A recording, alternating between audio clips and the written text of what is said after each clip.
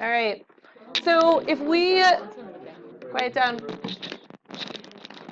If we look at nutrition, okay, and we look at food, over 800 million people worldwide lack access to adequate amounts of food. 24,000 people starve to death each day. That's 1,000 people every single hour. 8.8 million people each year. Why? Why do people starve? Not enough food. Not enough food. What if I told you there is enough food? There's enough food to feed every single person on this planet. Yeah, it's concentrated in certain areas. So certain areas have more food than others. Okay? So food security. When we talk about access to food, a lot of times we'll talk about food security.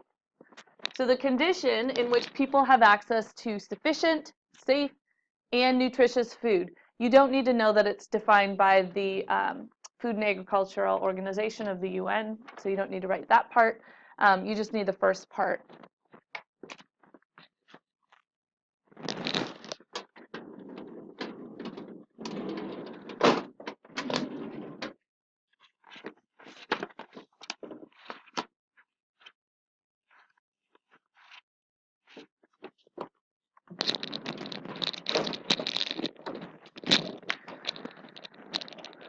So if we look at this food security map, darker colors, the darker the red, the higher the food insecurity, meaning people have less access to food in those regions.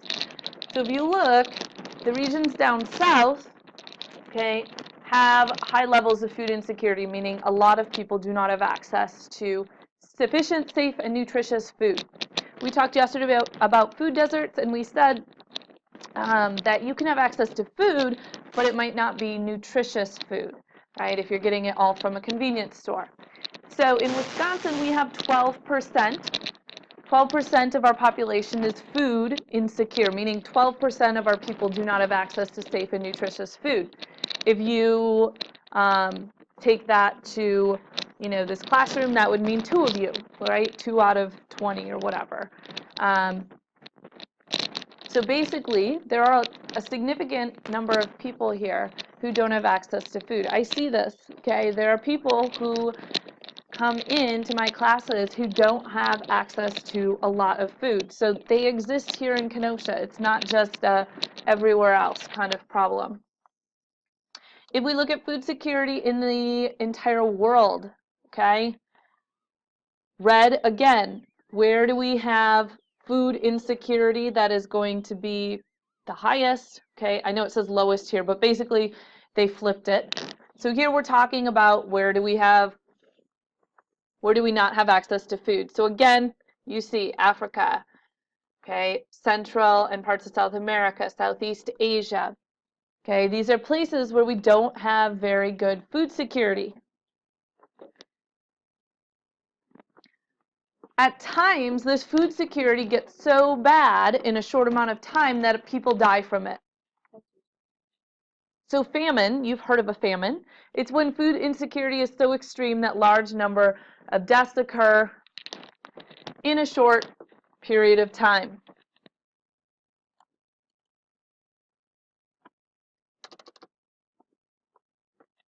So there have been potato famines in Ireland, right? So they relied a ton on potatoes.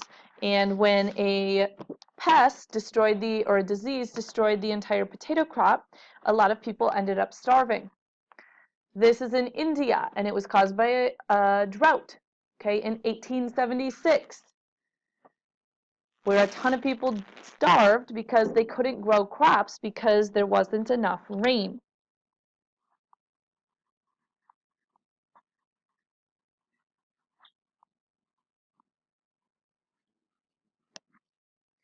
So famine is something that happens not very often in developed countries, but it happens pretty often if you've got people relying on crops in developing countries.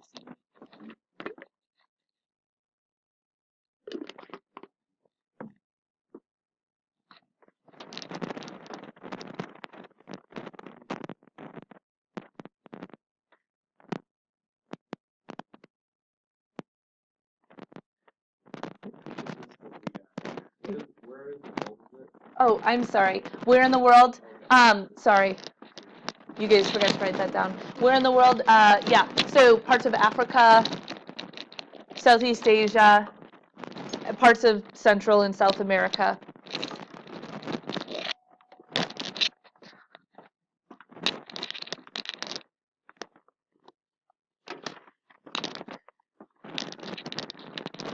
And then where in the U.S. is food security the lowest?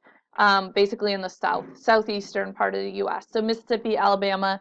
If you go down south, there's a higher rate of poverty. So a lot of times you'll hear people doing like mission trips to go build up, schools and churches and whatever down there. Their school systems also aren't the best either, just because they have a lot more poverty and lack of money down there.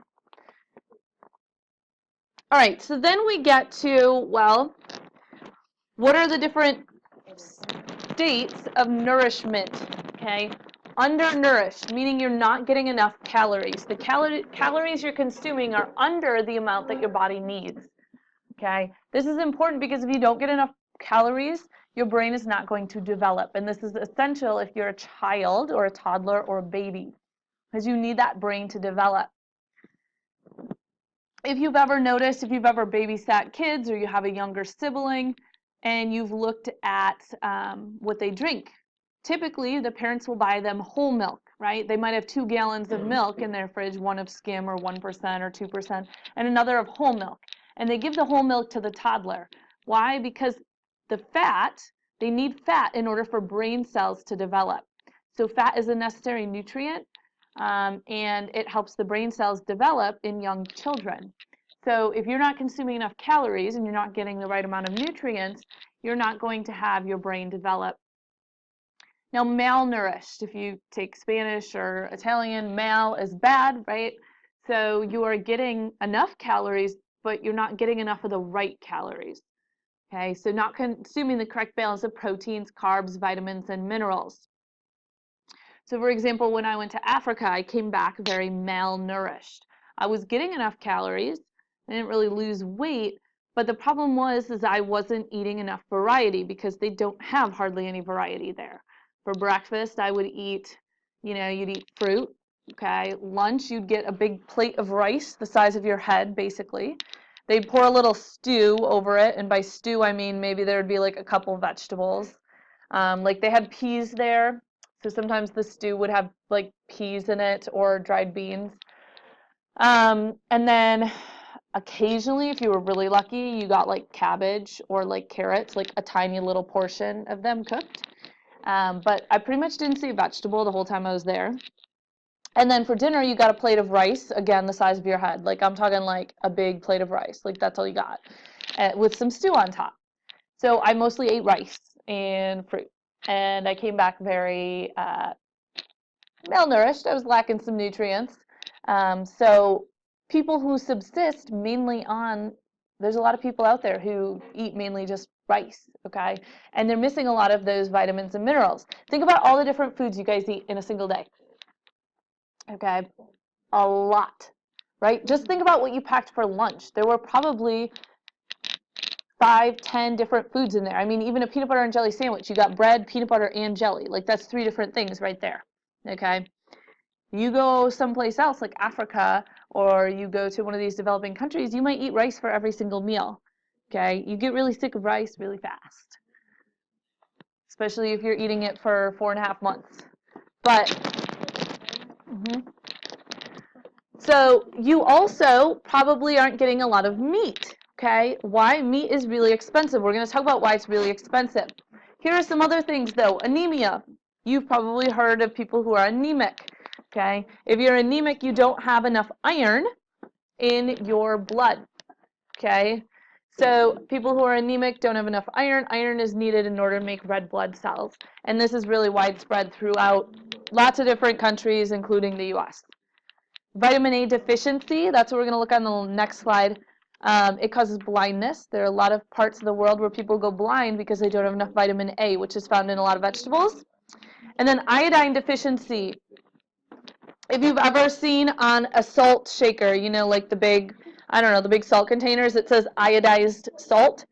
They add iodine to the salt because they've realized that iodine is an essential nutrient that people need, and people weren't getting it a while ago, and a lot of people were getting stunted growth, okay, and some other growth abnormalities. So if you look at this picture, okay, you may have seen kids on like commercials, you know, the commercials that tell you to like donate money, save a child today, you know, the super sad ones. Sometimes you'll see them with these really big bellies. The reason they have these is because they're not eating enough protein. Probably they're eating all rice, okay? So not getting enough protein causes their bellies to swell up. Now we're not talking like, oh, they're only eating chicken once a day. These people don't have access to any meat. They're not eating any meat or hardly any protein. Lack of thyroid or lack of iodine causes your thyroid to enlarge. Okay, so that's one of the problems with iodine. Lack of vitamin A. Okay, this is severity of vitamin A deficiency. Severe vitamin A deficiency all throughout Southeast Asia, and this can cause blindness.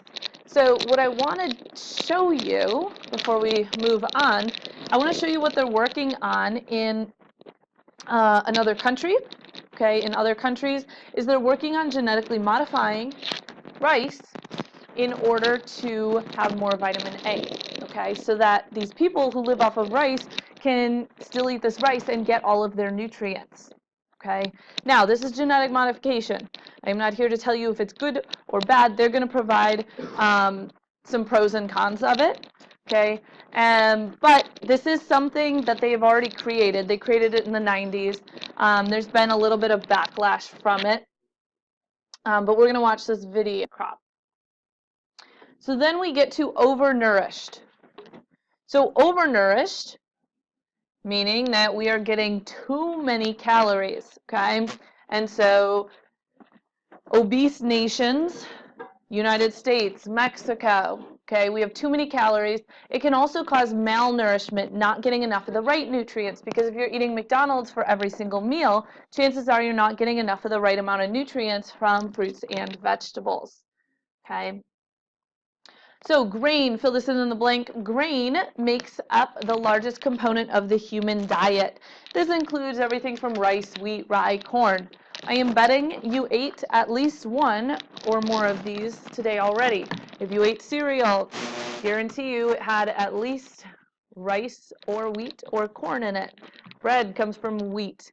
Any kind of crackers you're eating have wheat in them. A lot of products, even if they aren't wheat, have some kind of byproduct of wheat in them. So if we look at this map, meat consumption increases as economic development increases. So our most developed countries are eating the most amount of meat. So higher red is higher meat consumption per capita. You guys have it good. You can go get meat whenever you want. Okay? The United States is one of the countries that consumes the most amount of meat in the world, the U.S., which you might be like, well, so what? Who cares? Well, the problem with that is it takes a lot of energy, okay? So which parts of the world have the highest meat consumption? Fill that in on your sheet of paper. So basically North America, Australia, okay? Or you could just write developed countries.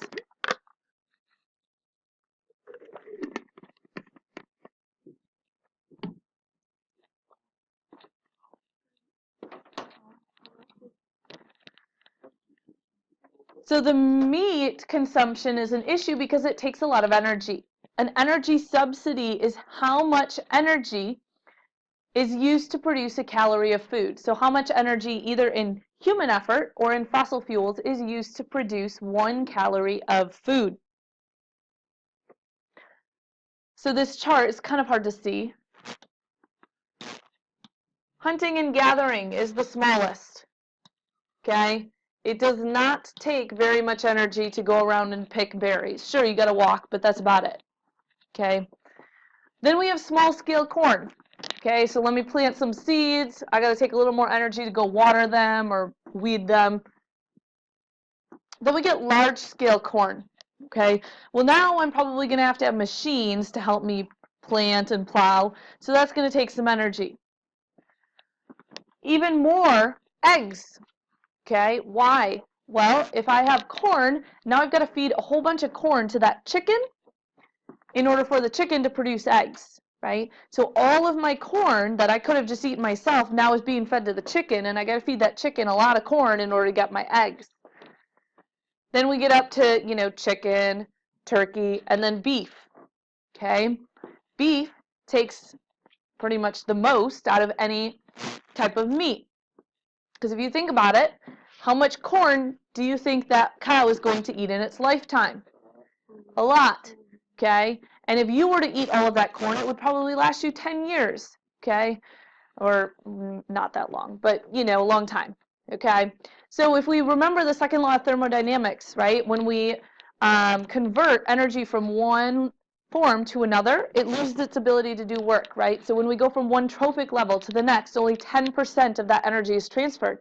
So we take all of our corn and transfer it to that cow, only 10% of that energy is actually going into the cow. The rest of it, the cow is using for basically to live, its metabolism. So if we were to just eat plants, it would take up a lot less land, okay, and a lot less energy than using it for beef, because we have to feed the beef all of this extra corn. And then we get offshore fishing. Why is that really energy intensive? Well, because we have to put a lot of fossil fuels into those boats to get them out into the middle of the ocean. So the world's farmers produce enough food for 8 billion, but people are still starving. Why are they still starving? Okay, they are still starving. Sorry if you didn't get this. Foods that require small amounts of energy to produce would be foods like plants, okay, corn, vegetables. Foods that require large amounts of energy to produce, beef, any kind of meat basically, but beef is the highest.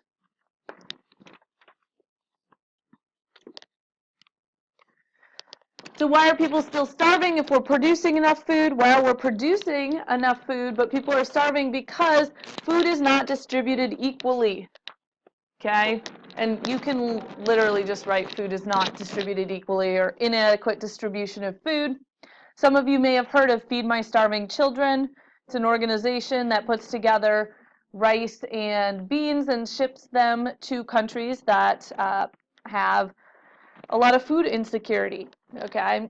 And I can vouch, when I was in Nicaragua, I saw them actually at an orphanage. So they do get there, they are used, but food is not distributed equally. The other thing we have is political and economic unrest, okay? So if you're afraid for your life and you are getting persecuted, or there's a war going on, or you think your house might get bombed any minute, chances are you're probably going to leave your country.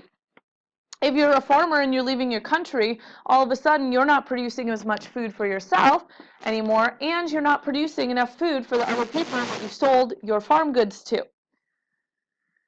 So oftentimes unrest leads to situations where food becomes scarce, okay? And then many agricultural resources are diverted to feed livestock and poultry instead of humans. So remember the second law of thermodynamics, okay? This is a picture of the Guatemala-Mexico border, right? And so a lot of people, this was in October, were fleeing Guatemala because of the poor living conditions and trying to get to Mexico. There were huge issues because you can't just decide to cross the border if you want. I mean, you can try, but there's a lot of border security issues.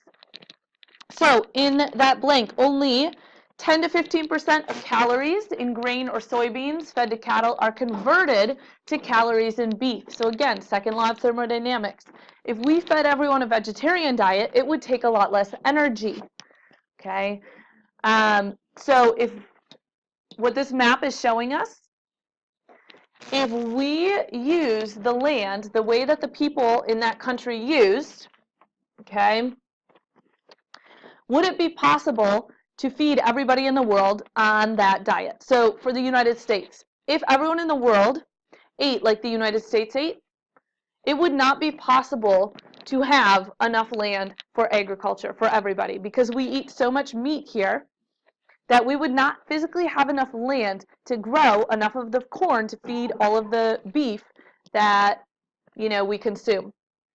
Now, if everybody ate like the people in India, we would need less land for agriculture than we're actually using right now because that's green, okay?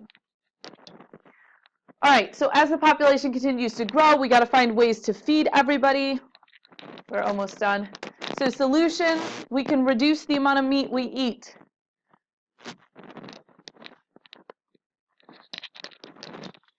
We can improve crop yield, so improve the amount, use new technology to make our crops produce more food. So instead of a corn stalk producing 5 ears of corn, maybe it produces 6 or 7. And using new technologies to do that, put more land into production. Convert some of our land to agricultural land, whether that's forests or prairies or unused land. One of the things they're doing are creating green roofs, right? So they take the tops of buildings and they actually make gardens on top of them.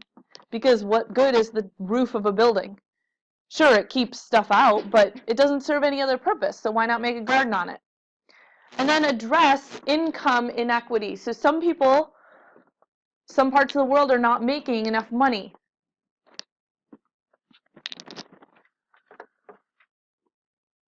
All right, last but not least, I just need you to write down the definition for food desert. I know this is a lot of notes, so sorry. Yep. All right, you guys know what a food desert is, but just write it down. Area where affordable and healthy food is difficult to obtain, particularly if you don't have a car. A lot of times we see it in low-income areas. Can coincide with supermarket shortages and food security.